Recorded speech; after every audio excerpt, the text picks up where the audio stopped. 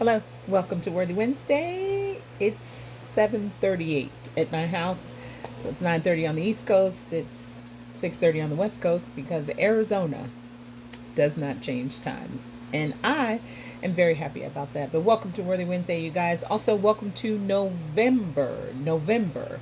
Um, so many things I want to say, but I just want to say this, and I literally don't even want to take a long time to tell y'all this. I've been really thinking about something, and I've honestly, you guys, if you don't know this about me by now, I think a lot. It is literally my favorite thing to do. Thinking, overthinking, overanalyzing.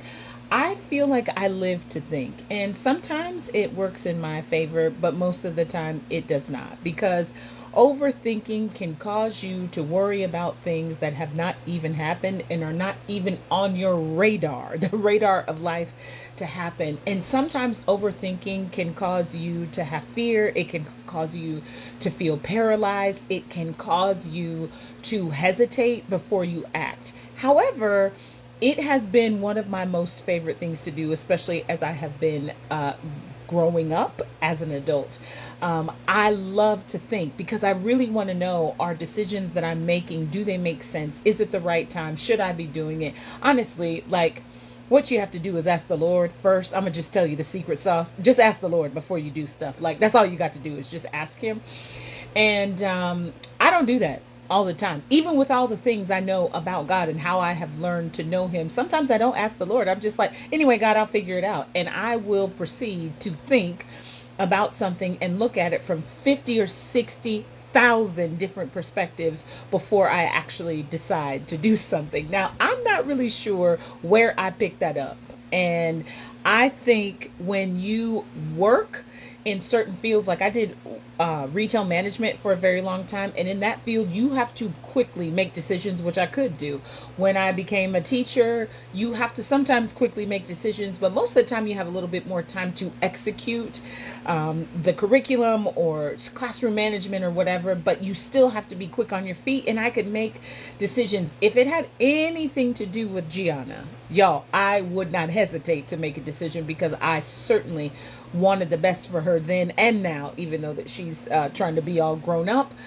But sometimes I have really wondered if my overthinking has caused me to have exposure in areas of my life that I have potentially tried to hide. And I use that word on purpose because when you become an adult, accountability is your best friend. Okay, like, get you some people in your life that will hold you accountable. Get you some people that will tell you the truth about your level of foolishness. If you were ugly, if you were rude, if you were short, if you were overthinking, if you were overreacting, get you some people that'll check you. Okay, I'm just telling you, we are now living in a time as adults that I need to be held accountable. And all the time that I say, oh, I hold myself accountable, I mean, I hold myself accountable to the things I want to be true to, right? It doesn't mean I'm holding myself accountable to all the things that I need to be held accountable to. But I wanted to talk about what overthinking has really taught me, and what it taught me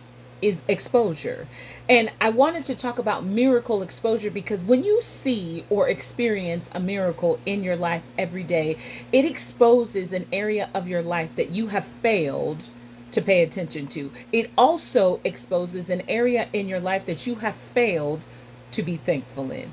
And exposure is something that if you are a part of an investigative group or an investigative activity, you want the truth to be exposed, meaning you want it to be revealed, meaning you want there to be clues that lead you to the place that gives you the answer that you've been searching for. Exposure brings light to something that was hidden. It doesn't mean it was in the dark, okay? Sometimes we think that exposure is because, well, you were hiding out in the dark and you were doing something that you weren't supposed to be doing. Oh no, ma'am. Oh no, ma'am.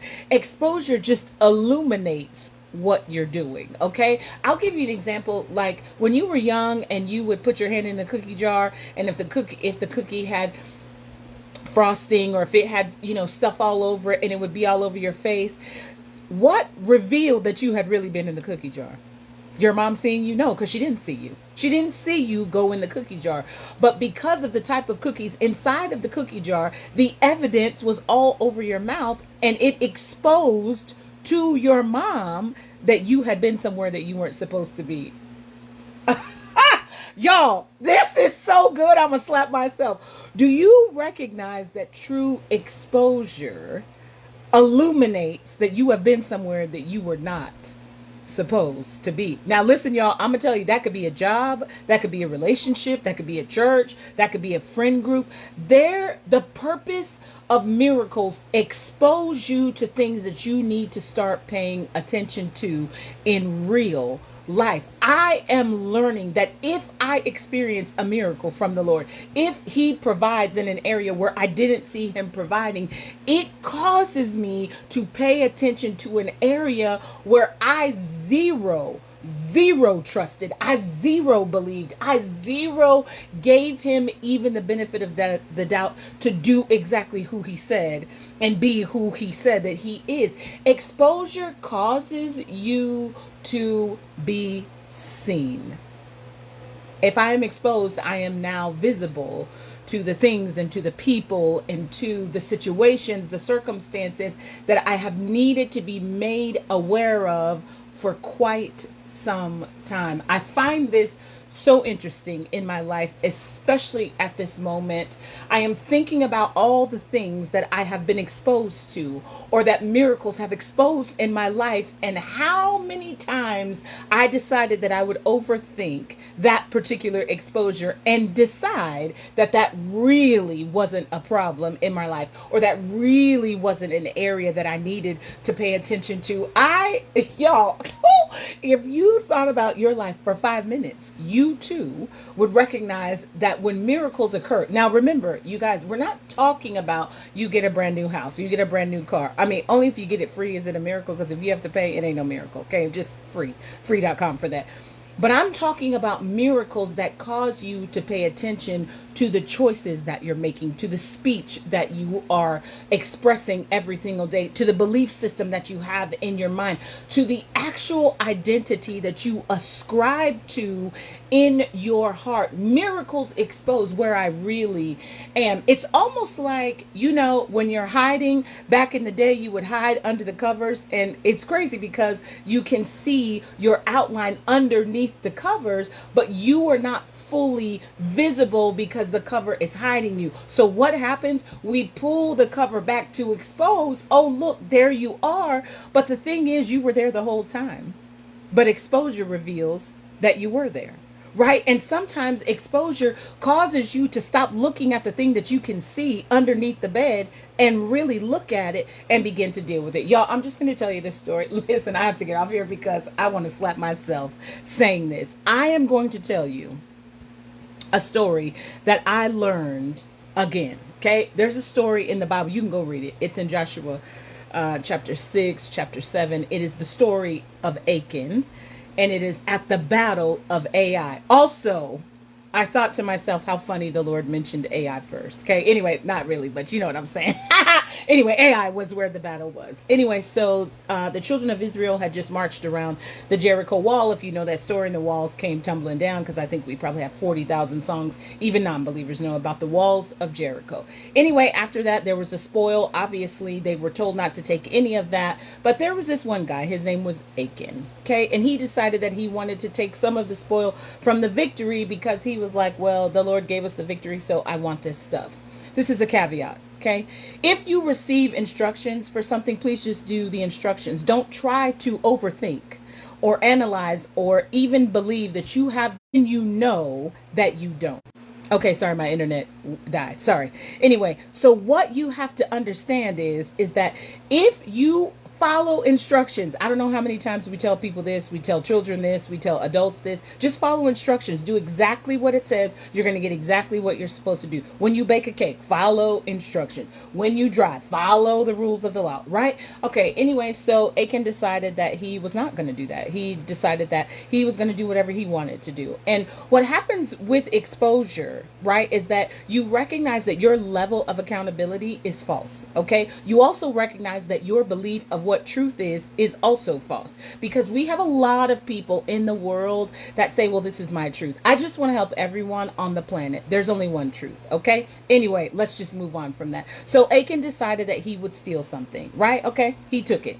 Anyway, so then they left Jericho and did all that stuff. They're on their way out. All of a sudden, the children of Israel start getting attacked by this army. And Joshua, who was the leader of the children of Israel, falls down on his face and starts praying to the Lord. He's like, hey, God, so the entire world just saw you give us the victory at the Battle of Jericho. And now, legit, we are getting our tails stomped by an army that we could crush in our sleep.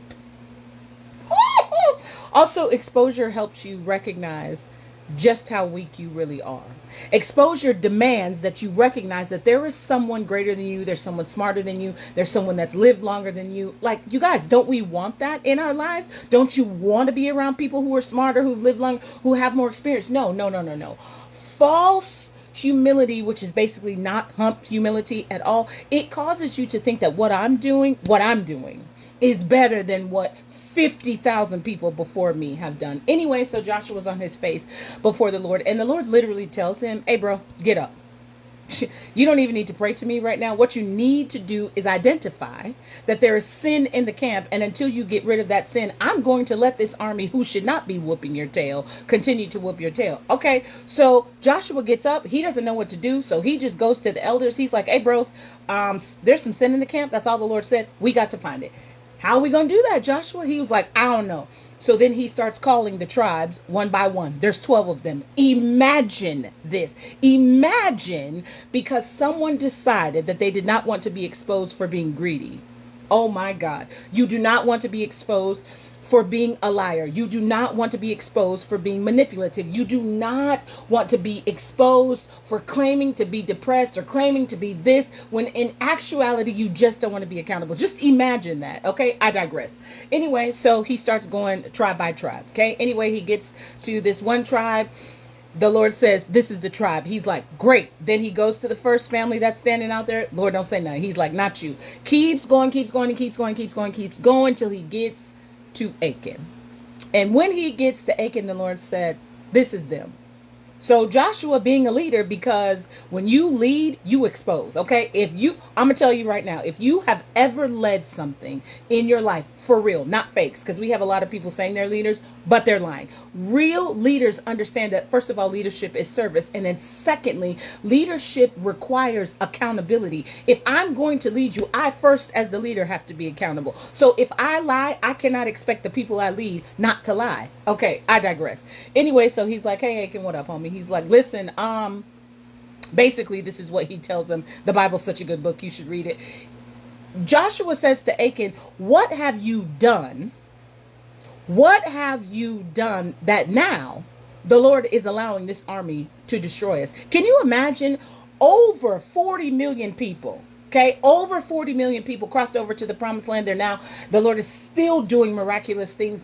And you, out of 40 million people, decided that you didn't have to follow the instructions. Anyway, so Achan was like, yeah, so basically I took the spoil from the land. And for me personally, this is just my own interpretation as someone who has led people. When you go to the person that actually is causing the angst for everybody else, and they actually reply as if what they've done is not a problem.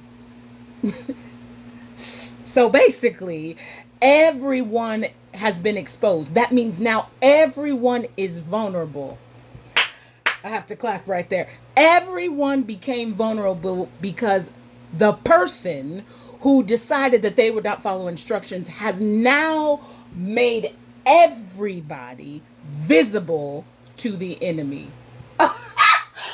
You guys, are you kidding me right now? So now the entire nation is exposed to the enemy because somebody thought that they had the right to do whatever they want, and they could justify by doing it. So anyway, Joshua is like me. He was like, you what, bro? He said, okay, go get whatever it is. So he goes, and the Bible tells you that he hid it. This is what gets me about exposure. You guys, do you not know that in order to hide something, it has to be fully exposed first? So he knew what it looked like, all the treasures, all the jewels, whatever, and then he dug a hole and hid it. Okay, so now he has to expose what caused him to not do the right thing. Okay, so if you're going to grow up at all, if you are really going to understand how miracles really expose the areas in your life that you need to get checked, you need to recognize that when you get called out, you need to go dig up whatever that thing is that has now been exposed. I digress. He goes and gets it. And for me, if I were Joshua, I'd have been like, we're dying because of this. Okay, I probably would have had a few words with the Lord. I'm not going to lie. I'd have been like, you could have just killed him. I mean, you're God. You could do whatever you want.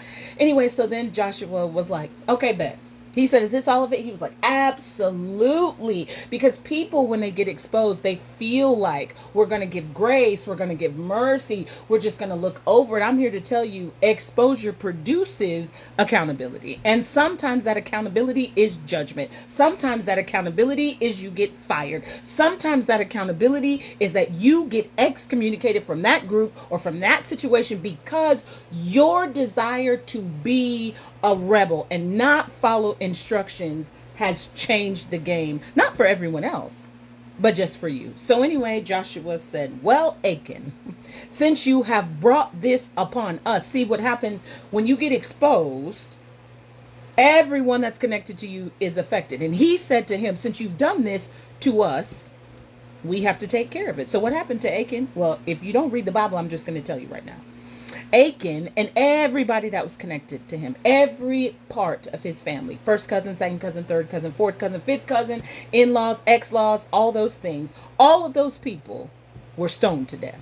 They literally dug a hole in the earth. I kid you not. Okay. And they threw all of them in there, all their cattle. Can you imagine your sheep, your goats, your chickens, your ducks, your geese? I mean, because listen, these people had some cash, okay? Everything that was connected to them was thrown into this pit that they dug into the earth, and they killed those people. And I don't mean like fake kill. I mean they destroyed them until everything connected to Achan had died. And only after that thing had been killed, then the Lord lifted the enemy and the attack was over. Now, I want you to understand something. You think that the big part of that story is that they got killed, right? Let me just help you and tell you what the true meaning of that story is. Exposure will kill you, okay? And then secondly, if you were not the one getting exposed, you should now be aware that your exposure could also kill you if you don't get it together. That's it. You guys, that's the end of the lesson. Miracle exposures cause you to recognize, if I am not willing to get this together, it could potentially kill me. And why is that, Karee? Because we only want miracles to be happy things and happy situations and happy activities. But a miracle brings light. A miracle illuminates. A miracle uncovers the places in my life that I, Karee, am not willing to deal with. And a miracle is a reminder of the sovereignty of God, where he's like, I am doing this because I want you to deal with this. So I wonder, in this month of November, the month of December, as we gear up to celebrate the birth of Jesus, that's what the earth says. I wonder if I'm willing to have my life exposed for real. I'm going to tell you. I just walked through something that I was like, what is going on in my reallife.com? Jesus, what is happening? I need you to intervene immediately. But I realized tonight that exposed a place in my life that could have potentially killed me, because I really thought I had surrendered something. I really thought I had given that over. I really thought I was following the instruction, and I wasn't. And now, because I was willing to have that exposure, even though it made me vulnerable, even though people could see me because I wasn't hiding under the cover anymore, I recognize The beauty of that miracle is that I had one more chance to get it together. Unfortunately for Achan, y'all know how that story ended. He did not.